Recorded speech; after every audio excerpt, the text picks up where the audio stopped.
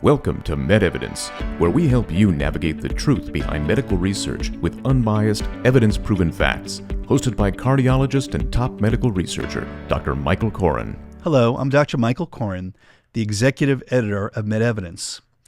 And I'm going to be talking to a true kindred spirit of mine, Dr. Sara Collins. Sara, welcome to MedEvidence. And you and I have gotten to know each other a little bit over the last few years because we're both working with a national group called Flourish Research. And as I've gotten to know you and actually study your resume, we actually have other things in common, including how we got interested in research in the first place. So I want to share our collective journey, mostly focused on yours, with our audience, and then jump into some of the issues about what it's like being a female in cardiology, which has been sort of a male-dominated subspecialty, and also the great work you're doing to try to reach out to underserved communities. So again, Sara, welcome to MedEvidence, and share some tidbits about yourself. Tell us your story in 3 minutes. Oh, well, first of all, thanks for having me. I'm super honored to be here. I've admired your work in a lot of capacities, but podcasts are new to me. And I think I wholeheartedly agree with the idea of having a casual conversation between colleagues to talk about the important stuff without all of the fluff. So gosh, so much to say. How did we get here? Where'd you grow up? Start just with the basics. Yeah. Okay, cool. That's easy. I grew up in San Francisco, California, right in the city. So I get to claim the city. Okay. And I immediately love, still very close to my family. I love them. I don't want to act like I escaped, but immediately after high school, I went to school on the East Coast for college, and I've never left. I live in DC now. Yeah, you went to a very fancy college, I see. I did. I went to a fancy high school, so that it was sort of an easy trajectory to college. Okay. Brown University. Yep. I went to Brown. Ivy League school. I loved Providence. It was a small, sleepy town then, not at all what it is now, and had a great time there. And it was pre-med there. And then I kind of followed in my grandparents' footsteps. My grandparents met at Meharry Medical College. Really? In the dental school. Mm-hmm. Wow. That's cool. And it was actually the only place I applied to for med school. So I ended up applying. And while I was applying, I did 2 years of research at what's now MedStar Washington Hospital Center under the tutelage of Ron Waxman, who we've mentioned. And that sort of began my research career. I was doing a stent angioplasty model in pigs, carotid cut downs in pigs, which was pretty cool at the time, and just sort of in the cath lab all day for 2 years, and learned a lot about interventional cardiology, learned a lot about general cardiology, and I sort of got a whiff of what a certain type of research looked like. And Ron gave me a lot of autonomy, which was really beautiful. And that's when I really caught the cardiology bug, and in particular, the interventional cardiology bug. Yeah. Well, that's fabulous. So just a few things on that. One, for those of the folks that are listening to us that don't know Ron Waxman, he's truly one of the rock stars of cardiology, and well known as a great interventional cardiologist and also a great teacher. So you got the benefit of that interaction, and I've certainly enjoyed my interactions with him in the past. But tell me, why did you choose cardiology? That's not what women typically do. So give me a little insight into that. Well, I'll be truthful here. After college, I really wanted to spend a little time getting to know myself and, making sure that medicine was the direction I wanted to head. That was sort of the trajectory that was laid out based on, other family members and folks around me that I really respected, but I wasn't quite sure. So I thought, a good chunk of time working in some sort of clinical setting would help. And the two biggest opportunities were in breast cancer and research and interventional cardiology. And I poked around a bit, and folks said the interventional cardiologists were just tough as nails. and that's what I wanted to do. I just wanted to kind of run with the cowboys. That's kind of my personality. So it was a naive decision at the time, but as I mentioned, I got this sort of glimpse into interventional as a field, which was, and I love the procedural aspect of it. So that's kind of how that happened. Interesting. So you did your training in DC, and then did you go into practice from there, or what happened after you finished your training? I did. So I was lucky enough to have my general and interventional training all at Georgetown / MedStar Washington Hospital Center. And there was a research track that allowed me to truncate that training. And so I was able to kind of, do a lot in a short amount of time, and immediately went into private practice. And I've always practiced in small boutique practice settings. That's always been, in my opinion, the best way for me to be able to access my patients at the pace and with the closeness that I really enjoy. Fabulous. So let me dig into this a little bit more. How did you go from you finishing up your training to ending up working in a research facility? Tell us about that journey a little bit. So in training, there was a research track for fellows. And then once I got out of training, I was in one small boutique practice. And when I left that practice and moved to a larger practice, I realized we had access to a huge patient database, and patients who would really benefit from some of the technologies that were being studied in different, more academic centers. So I was in that capacity. I just rubbed two nickels together and brought on some colleagues to do a couple of trials in the interventional space and the device space. And so that was kind of the transition before Flourish. Interesting. So you basically became an entrepreneur. You put on both your business hat and your clinical hat and said, here's an opportunity. This is something that I love doing, and just went for it. Sounds like. Absolutely. And I'm sure you learned a lot along the way in terms of the infrastructure needed to run research in the modern era. Absolutely. Not nearly as much as I've learned in the last 2 years, but yes, it was a peek into this large machine in a much different setting, because clinical research is a beast. Absolutely. In the best way, but it's completely different. Understood. So tell us a little bit about the work you're doing, reaching out to an underserved population. So tell people you're sort of in a exurb of DC, and how'd you end up there? And you guys are doing some fabulous work reaching out to patient populations that may not always get the word about research. So let's talk a little bit about that. Absolutely. So, the reason why I'm practicing, like I said, I live in DC, but DC is a huge metropolitan region with a lot of different types of pockets of demography. And I work in a small private practice with Dr. Barbara Hutchinson. It's her practice, and she does a wonderful job of sort of nestling herself inside of these really important, these communities that could really benefit from all types of good empathetic clinical care and also research. And what's special about, I believe, the way that we have been able to juxtapose the type of care that we are giving in the clinical setting with the research is that, our patients are not always underserved in the socioeconomic sense. Our patient population is very well insured. Honestly, has changed drastically since the federal shutdown, since so many people are losing their employment. But typically, our patient population is not necessarily underserved in the access to research sense. However, they are underserved in the type of care they're getting, which is the true disparity. If I can just take a self-identified African-American population, for example, we serve a large African-American population. What is so striking to me is, despite high education levels, good health literacy, there's still a disparity.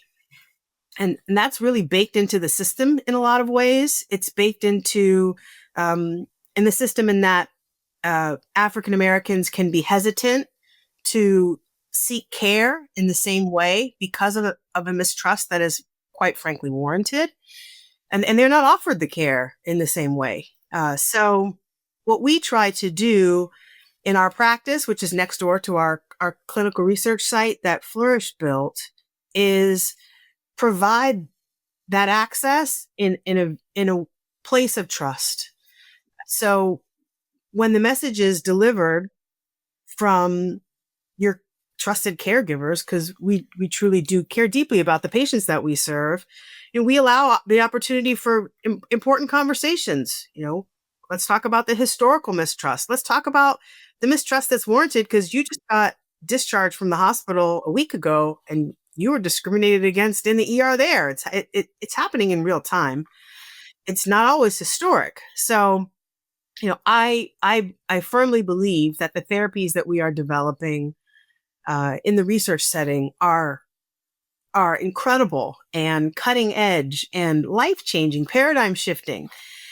So my passion and the reason why I'm doing this is to make sure that everyone has equal access to those therapies in the trial phase. Fascinating. So just from my knowledge, what percentage of your population is Black in your clinical practice? In the clinical practice, Yeah. it's about 50%. Okay. And there are a lot of areas in DC that have majority Black populations, as of course you know. So tell me how you present the value proposition of research to patients, particularly those who may have trust issues based on historical misdeeds. It's a complex conversation, and sometimes it's 2 or 3 conversations. Sometimes I begin the conversation by explaining why I'm involved in clinical research, which is the science, which is the purity of that sort of scientific pursuit. But it's also to provide access to these novel therapies that you would get if you went to an academic center. If you go to Hopkins, you're getting offered a trial. Also in cardiology, we haven't quite figured out how to package these conversations the same way they have in the cancer space. No one blinks an eye when they have a new cancer diagnosis and an oncologist offers them a trial. It's just not even a consideration. However, cardiovascular disease is far more deadly than cancer to a certain extent. And we don't have those conversations. So the first thing is I sort of explain why I'm in it. And I'm in it for that reason. I want my patients to have access to the latest and greatest. And then I talk to them about what it means to be in a clinical trial. It's not so bad. It's actually kind of great. Fun. People actually like it. people really like it. Yeah. Forget the compensation, which is in and of itself, getting care that's that cutting edge and high level with all those touch points that's outside of the insurance system is pretty great. Yeah. But a lot of people really start to nerd out about the science. Yeah, that's fun. They really enjoy that. Like I said, our patients are very well educated, so they ask a lot of really great questions. I love that. Yeah, and so I think it starts by that was a long answer, but it begins. I begin with just saying why I'm in it. Yeah, and then finding out how I think any particular trial could be helpful. Well, your enthusiasm is infectious. I want to join your trial just by talking to you. So that's fabulous. But that gets to one of the value points, which is that people want to feel connected. And in the clinical trial world, because it's an intense experience, they get that feeling of connection with you and your staff. And quite frankly, I still practice cardiology. We're so pressed for time in the clinical setting, in the insurance-driven setting, that it's really sometimes hard to not just go down an algorithm and not connect with the patients. So you clearly have a skill to connect with patients, and I would think that's a big driver for your patient population to do more research and have a really intense experience. I hope so. And then we've got an incredible staff, which really just extends the message that Dr. Hutchinson and I sort of initiate in the office. Our staff, we really have at this point solved for culture. We have everyone on our staff is brilliant and absolutely experienced, but they get the why, and so they extend that conversation to our participants, which is really pretty incredible to watch. I love that. So what are the future plans for your site? What do you see in the next 5 years? Oh, sky's the limit. Um, so, at this point, because we were a de novo site, built from scratch and Flourish's first de novo site, there was a lot to learn. We continue to learn. And, even as an investigator, there's a ton for me to learn, obviously. When I attended your investigator training last year, I was, all ears. So many cool conversations, and the case studies just blew my mind. Environments like that are really important for all of us to participate in. So I hope that Flourish continues to offer that to folks who are interested. But we want to really continue to hone in on putting out a good quality data product. That's just incredibly important. Making sure that we're crossing all of our T's and dotting all of our I's, but also expanding our therapeutic areas outside of cardiovascular outcomes trials and cardiometabolic and lipoprotein A. I'm hoping we could expand to sleep medicine. Dr. Hutchinson is board certified in sleep. She's my co-medical director. Oh, wow. Okay. And clinical practice, she's board certified in sleep medicine. And a brilliant practitioner and principal investigator. So we have 2 sleep labs next door. So I'm hoping very much that we can expand into sleep. And other therapeutic areas I think are incredibly interesting, or all things around, memory and Alzheimer's as well. So I like to start with those 2 and then see how that goes. That sounds very ambitious and very exciting. And I'll just comment on one of the things that you said, which I think is super important, is that there is a specific skill set related to being a clinical investigator that's not really well understood by the general public and even by physicians. People think, well, you're a doctor, you should know research, but that's not the case. And even during our training, we don't get full exposure to all the nuances in clinical investigation, especially when you're involved in these large multi-centered trials. And there's always tensions when we have to figure out what's best for the patient while still collecting accurate data, while also managing a staff, because none of us can do it ourselves. So a lot of things come up. And you mentioned our teaching program, which is what we call Research Grand Rounds, and MedEvidence sponsors that. And we invite everybody that's listening to us to take a listen. You don't have to be a Flourish person. This is open to all members of the medical community. We get CME credits for it. And we talk about these cases. Every single day, a case comes up that requires thinking through this. And so I'll give you a recent example, and I won't give you the answer, but I had a patient come in for an LPA trial that you mentioned.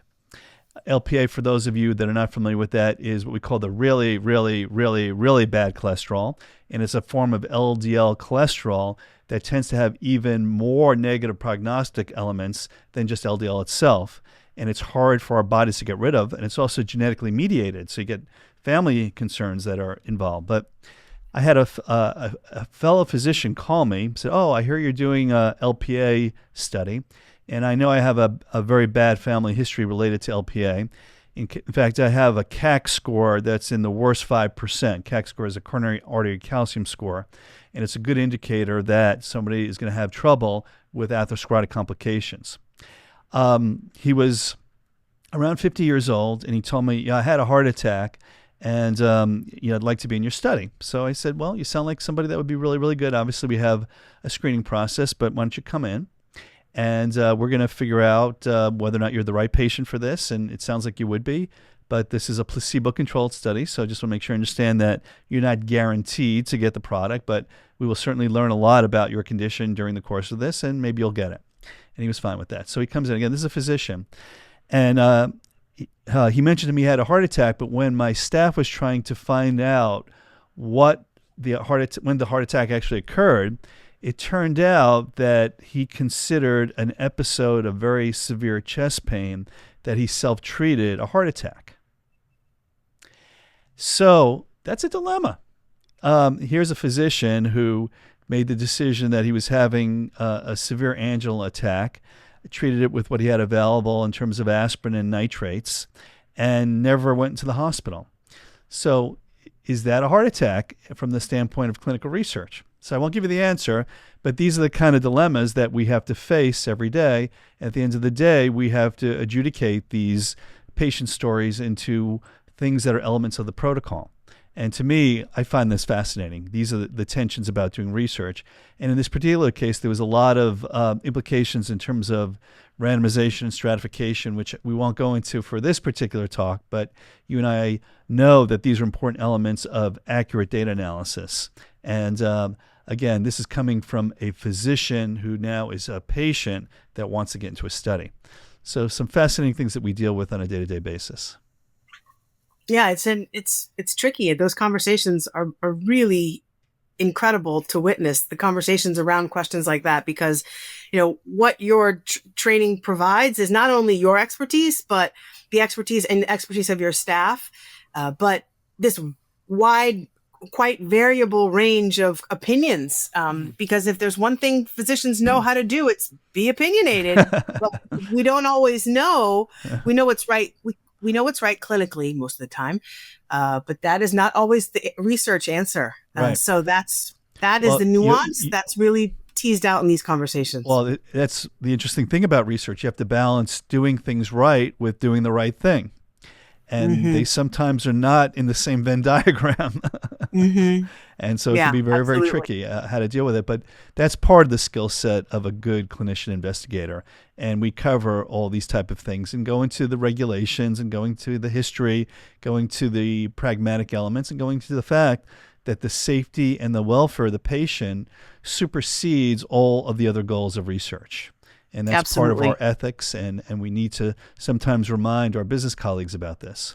So it's a neat thing that we do, and thank you for doing it. It's super important. And on behalf of your patients and our community, you do a fabulous job, and we truly appreciate it. Oh, thank you.